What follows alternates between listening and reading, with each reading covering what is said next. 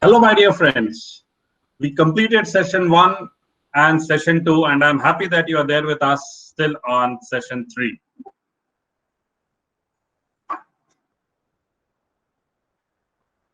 This is a session where I'll be preparing you to become an entrepreneur.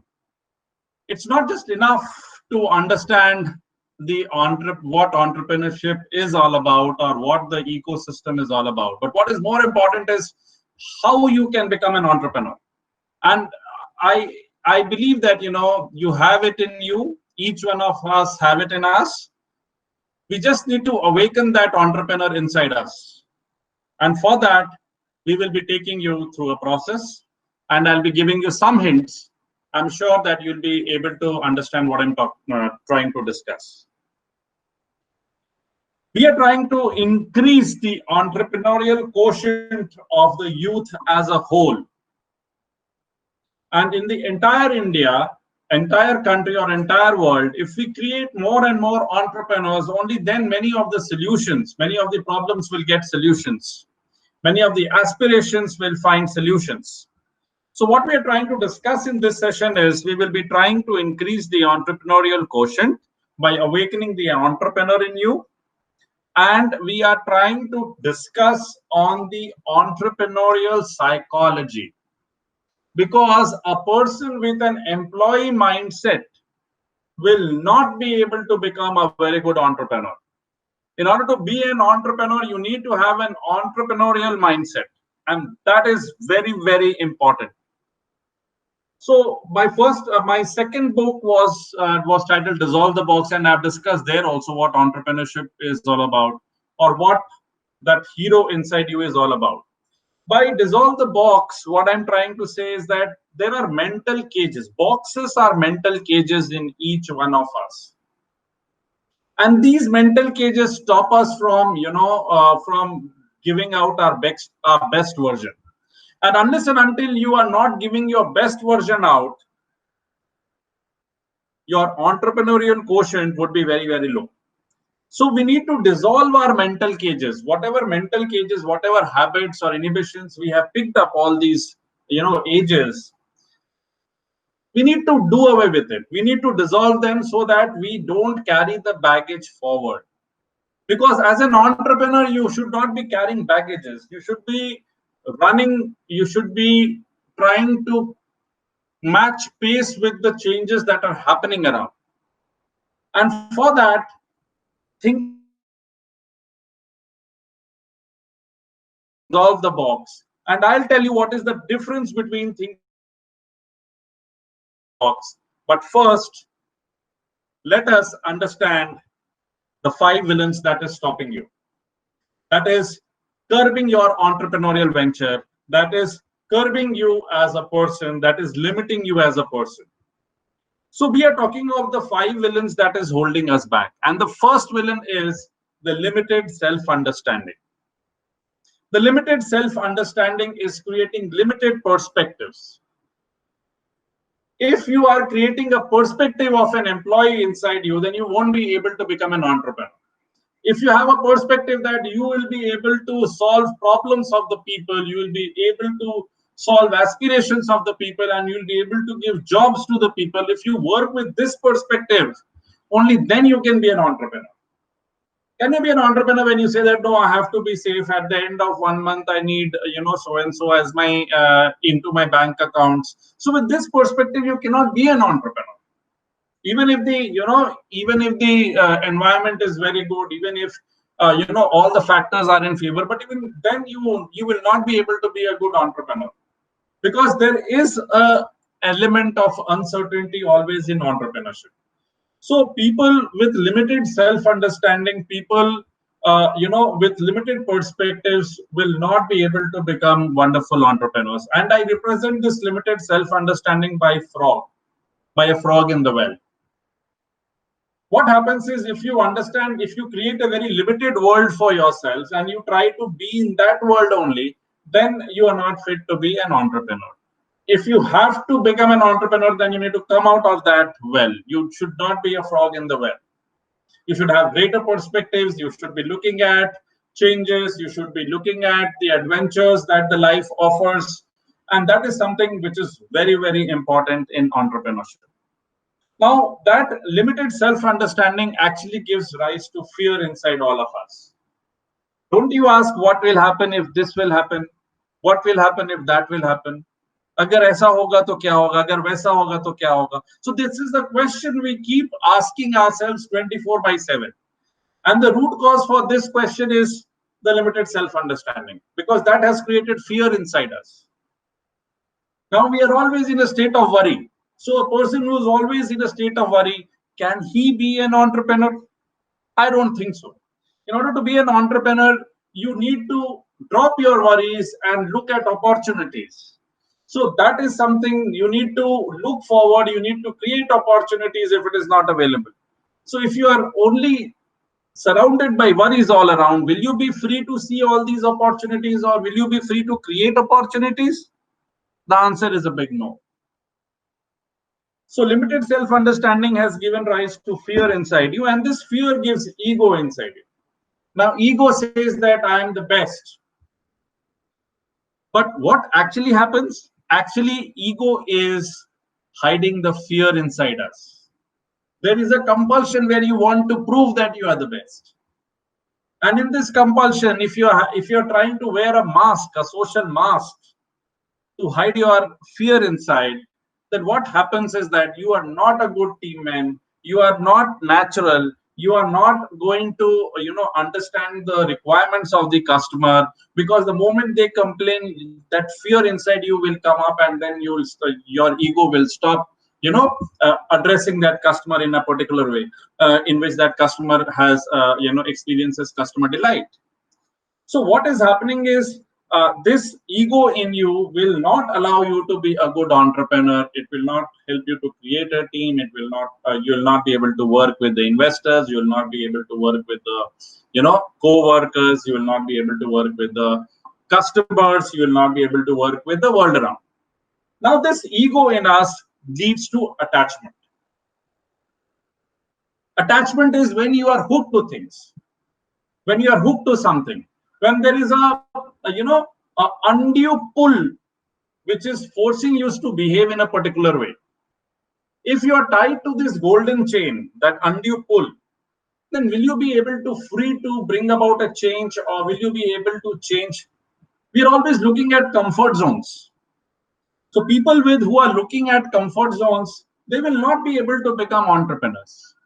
They will not be able to bounce back from the lows. They will not be able to see life the way an entrepreneur should be seen. And this attachment actually gives rise to a dominant mind. A dominant mind is a mind where you have compulsive thoughts, and that compulsive thought forces you to behave in a particular way, and you're not free to respond to the situation. You're basically responding to your attachment, ego, fear, and limited understanding, but you're not addressing the situation properly. So if these 5 villains are there inside you, forget about an entrepreneur. Even as an employee, if these 5 villains are there in you, you'll not be a good employee also. You'll not be a good entrepreneur also. You'll not be a good entrepreneur also. You'll not be a good human being in the true sense. You will have a lower version of yourself. So in order to improve your version in whichever role you are playing, whether as an employee or as an entrepreneur or as an entrepreneur, you need to dissolve, you need to get these 5 villains right-sized. So limited self-understanding is being represented by a frog in the well. Fear is being represented by a mouse. Ego is being represented by a lion. Attachment is represented by a dog which is hooked to its bone. And dominant mind is being represented by a bull who's bull-headed, right? So with these villains inside you, you are operating at a lower version of yourself. Even as a student, you are operating at a lower version of yourself, because if you are having this, whether I'll pass the exam, whether I'll not pass the exam, what will happen in the future? So all these worries are, surrounding you from all corners, and you're not free to address the situation that is available in the present.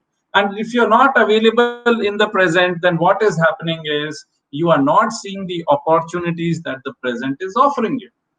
So most of the time you are engaged in the past or in the future, past problems. So that is leading to depression and all the problems that you're having. And future, you are looking at your dreams, but you don't know what is happening in the present, because the future can actually be written only in the present. So you need to be in the present to look at the opportunities and create opportunities also. So for an entrepreneur, it is very, very important that these 5 villains are right sized. If you're not able to right size these 5 villains, you can never be a very good entrepreneur. See, I'm not saying that the present existing entrepreneurs have, right sized it. But what is happening is, if they are not doing it, they are facing more pain. But if you address these to the normal, to the natural limits, then you will be able to free to create new ways, as you are not in your mental cages. So that is what we are talking of. That is why we say it is very important that you dissolve the box. Now we will say that what is the difference between thinking outside the box and dissolving the box? Thinking outside the box means you are doing entrepreneurship with these 5 villains. And dissolving the box means you are doing entrepreneurship without these 5 villains. That is the difference between thinking outside the box and dissolving the box. So what I say is, whether you are an entrepreneur or whether you're doing anything, you should dissolve the boxes. You should do away with these 5 villains. Only then the best version of yourself will be able to express. Only then you can become a good person. Only then you can become a good leader. Only then you can become a good entrepreneur. Only then you can become a good husband, a father, a mother, whatever role you're playing. So it is the basic requirement, and you cannot do away with it. And you need to understand that this can be done when only you are aware of these villains and you do not allow them to go blow them out of proportion. For greater details, you will have to, we don't have time as of now to discuss it in greater details as to how to come out of it. But I have just mentioned that you should try to be mostly in the present, so that you can, you are aware of all the opportunities that the present gives you, and you are able to create opportunities in the present. So this is only that I can handle at this point, because of limited time.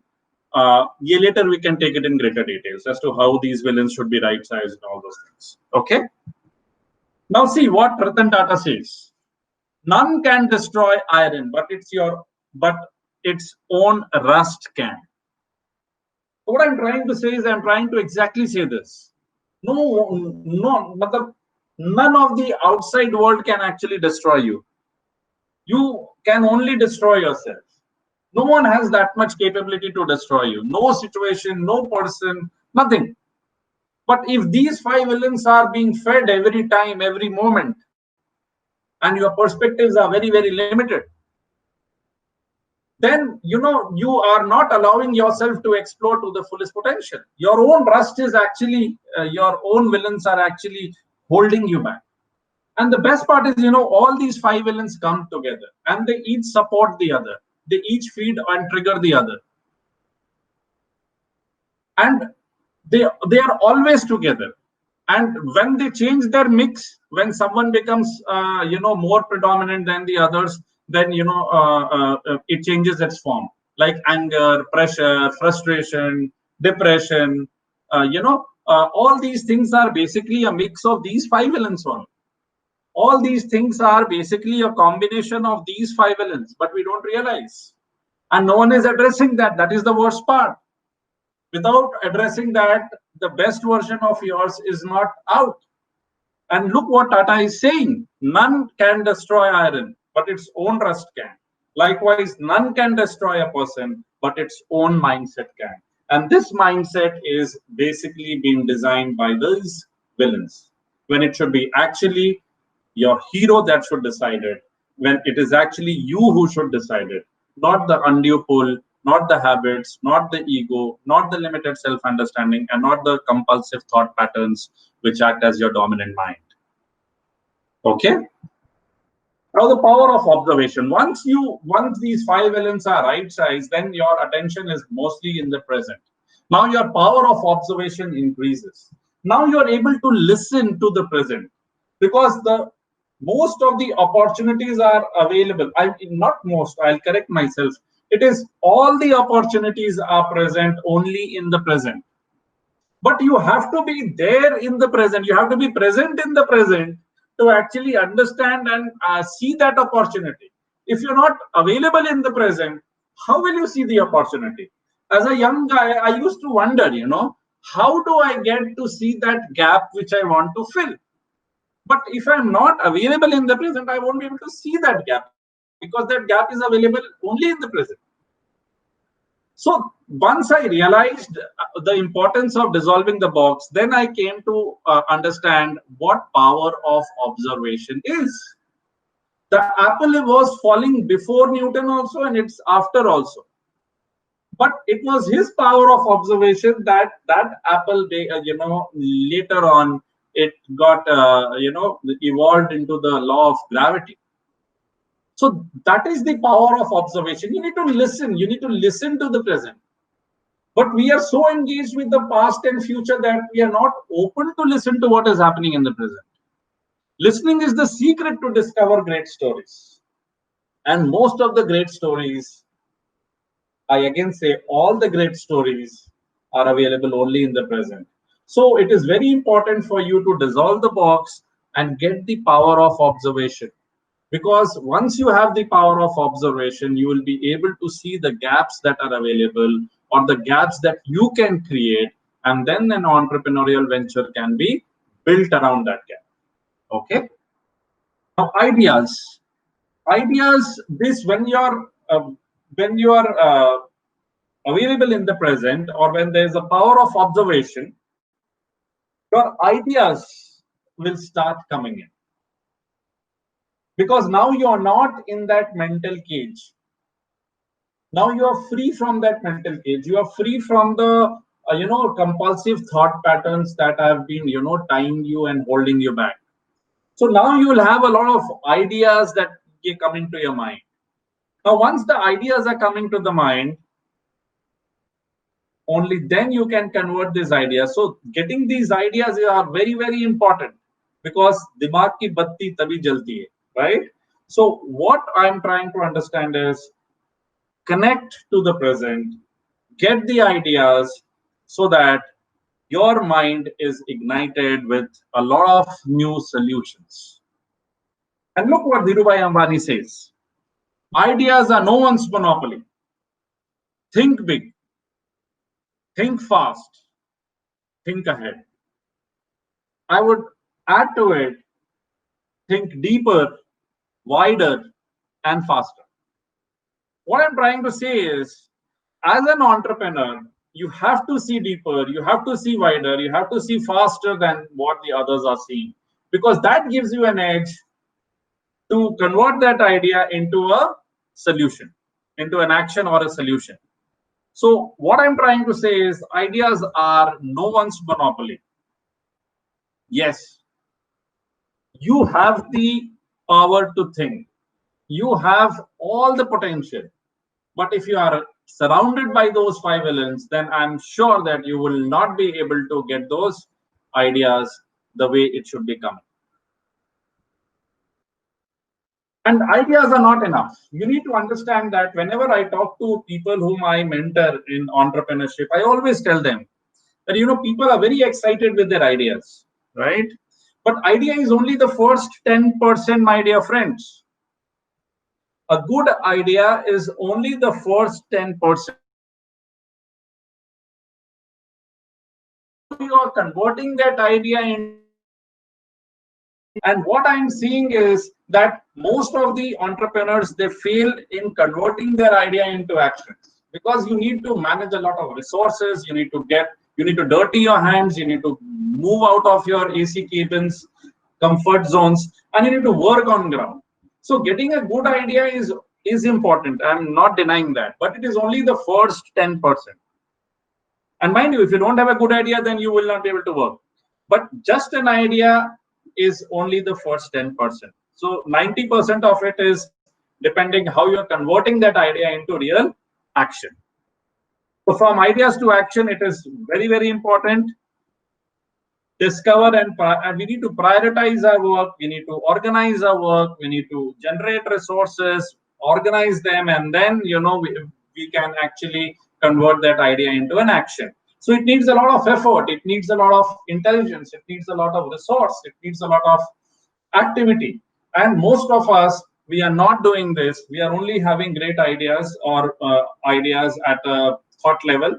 And because once you get those ideas to work, then you will understand how things are different at the idea level and at the ground level. So they are very different. So once you start working, and speed becomes a very important strategy. So it is not just that you have an idea and you're thinking that okay, one day I'll get up and I'll work. That is not enough. You need to get up and work then itself. And you need to live that idea, dream that idea, eat that idea, live that idea, and convert them into action. Ideas plus action together, they bring about a change. Just ideas means nothing. And without ideas, you won't be able to act. So both have to come together to create that magic. That magic, that eureka moment can happen only when they come together. Now look what Azim Premji says. If people are not laughing at your goals are too small. I agree to him. I understand that very well. When I started the farm in Dalma, it is basically an Naxal-infected area where we adopted 5 villages. And when we started this farm, many of my relatives, my family members, my friends, they told that, oh, what you're doing, you are going to waste all the money that you have. Because one day, these guys will come and they'll take everything from you. But believe me, we are getting a lot of support from the villagers. We are getting a lot of support from the females, from the youth. And what we have done is we are trying to give half a liter of milk so that, these people are not in the habit of drinking the local liquor that is called mahua in the tribal areas. So what we are trying to do is that we are not only bringing about a change in the economic lifestyle, but we are also trying to bring about a change in the social, on the social issues. And we are trying to give the entire money to the females. So the money is getting transferred to the account of the female members of the workers. If a person, if a man is working, the money is getting transferred to the female so that the money is not used in drinking liquor. So these are few things that we have done, we have organized, and we are enjoying it. So what I'm trying to say is that your goals have to be bigger. It has to be deeper. It has to create bigger impact. This is what Azim Premji is also talking of. If people are not laughing at your goals